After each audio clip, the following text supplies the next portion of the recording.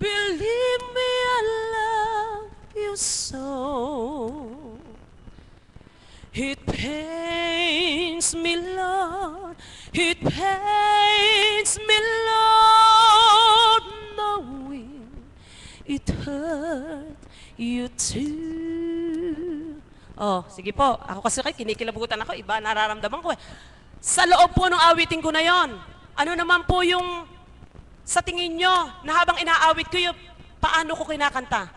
Di po ba sincere ako? Humihingi ako ng tawad sa Panginoon. Minsan, sabi ko sa mga choir, sige, kantahin nyo to. Hindi ko po alam kung anong awit yon. Naghihingi ng awa.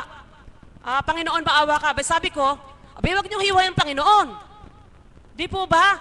Kasi kailangan natin magsumamo dahil humihingi po tayo ng awa at habag sa pamamagitan ng awitin.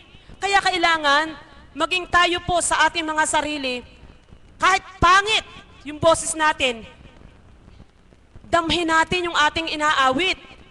Damhin natin sa puso natin, maging makatotohanan tayo doon sa nilalaman ng ating awit.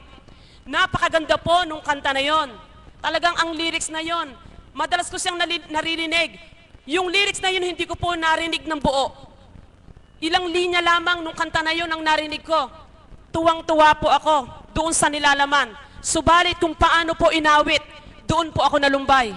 Maging yung aking apo na wala akong ginawa, kundi mag-pray ka ha, i-pray mo. Ano pinay-pray mo? Nakaganon daw siya. Papa Jesus, wag magkasakit si Lola, wag mamatay. Saka si daddy ko, tsaka